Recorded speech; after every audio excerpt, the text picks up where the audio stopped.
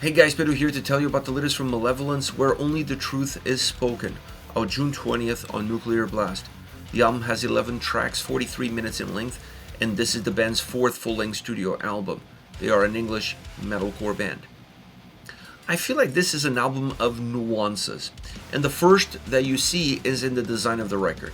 At first glance, this is a very linear, straightforward designed album. What you get in the beginning is what you're going to get all the way through, creating a very balanced approach.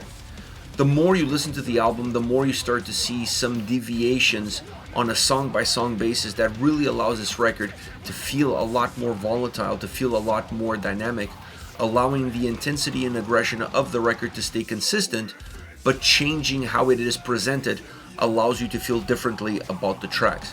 And I think that's an important element for any record, but specifically a Malevolence album. You are always going to need some movement within the tracks so that they break away from the pack, but still show you exactly how they connect to one another.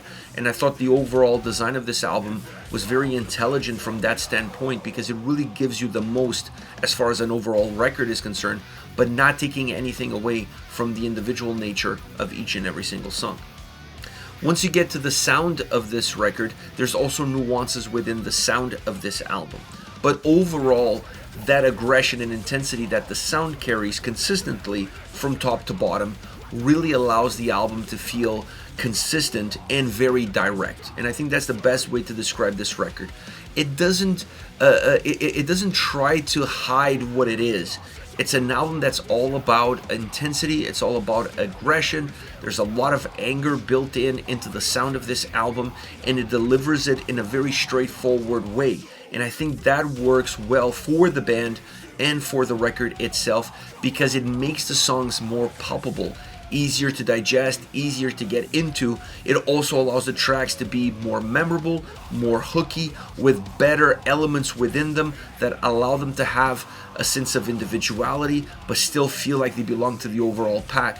So that straightforwardness of this record really enhances its very own playability, which is a great aspect that the album has.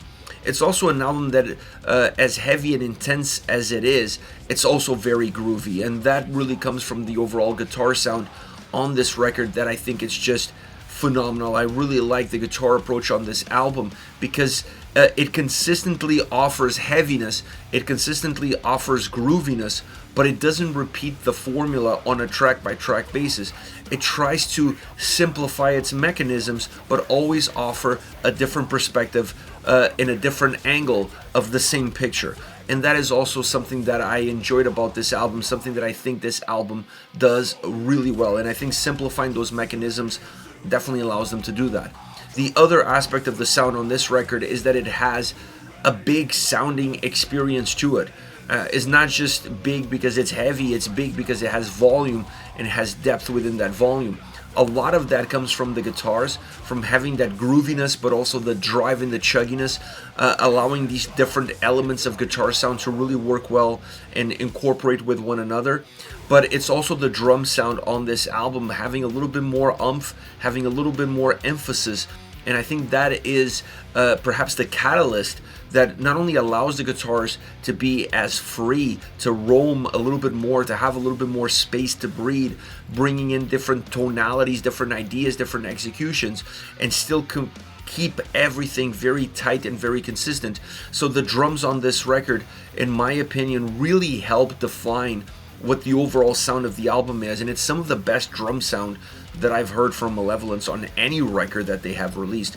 It just feels perfect within the overall structure of the tracks, within the overall structure of the album, almost giving this record a little bit more of an arena feel to it because of how big and how powerful those songs are, bringing also some of their live experience and how big the songs sound live into the studio is an important element, and this album does that transition extremely well, and the drums have a lot to do with that vibe, with that experience that the overall sound offers. Now, once you get into the vocals, the overall aggression and intensity of the sound is represented on the vocal delivery.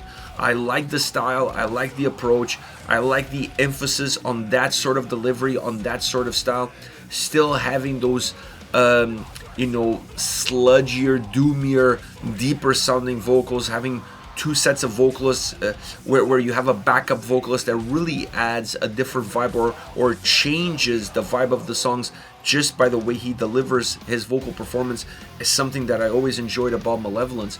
But I felt like on this record it was a lot more sporadic, those secondary vocals, and by allowing them to be more sporadic, they also become more impactful and more meaningful in the design of the songs and in what the overall record offers vocally. Having that more consistent output with that heaviness, with that harshness, really emphasizes the aggression and intensity of the album. Great production behind this record, really elevating what I've seen from them across the previous albums, and this record is definitely heavy with great memorable songs. This album is filled with memorable songs because they have great hooks, great melodies, great grooviness, adding to the overall power, heaviness, intensity, and aggression that Malevolence always delivers. Now, as far as favorite songs are concerned, I want to start off with Blythe, To The Leech. This is the opening track, and I think it's a great opening track because it sets the tone as far as that heaviness and aggression is concerned, both from a musical standpoint but also from a vocal as well. It's super groovy. This track really has a lot of grooviness in the guitar sound. The drums help create the size of the track. It's a song that has its own presence. The vocals are very intense, matching the vibe that the song has musically, so the two really go well, and they go hand in hand throughout. The guitar sound is excellent on this track. You start to see that deviation between the groovier sound, the heavier, more driven sound, the chuggier one, if you will. So everything, all the elements that are going to make up the overall soundscape of this record, they're all represented on the song that comes off the gates. Just no holds bar, really intense right from the get-go. And I think that's a great way of starting off a record like this with a track that offers hardcore elements, it offers groove elements, bringing them together in a very perfect way that allows the track to have such great mobility from the time it starts until the time it ends. Once you finish this song, you cannot wait for what the album is going to bring you next. So like I said, great opening track, and that's why I picked it. Then you have Heaven's Shake, a song that changes the dynamic of the record, that emphasizes the nuances of the record, because at times it feels like a slower song, doomier song, but it still has these bursts, it still has these heavy moments to it, and the vocals really match the mood that the song has in its own very different momentums.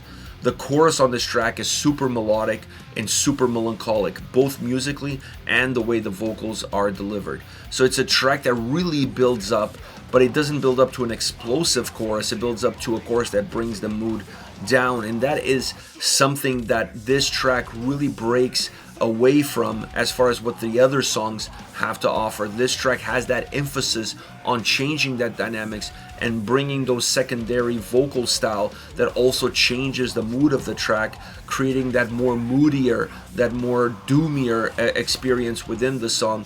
And then, like I said, when you have a chorus that changes the dynamics, but it's pure gold as far as the heaviness, as far as the melody, as far as the melancholy, the mood, the heaviness of the mood that it offers, it really sells the song. This song is sold because it has a great chorus behind it.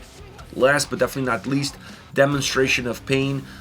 This song starts off super fast, super driven, and then it slows down. It becomes this more methodic, heavier sounding track, both musically and vocally, and it really feels like it's dragging you down.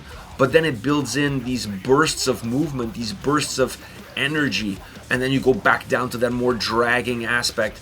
This makes the track feel very dynamic, because it has these changes, these quick changes that really change the eyesight of the listener. One movement you feel like you're going 100 miles an hour, and the next you feel like you're not moving at all.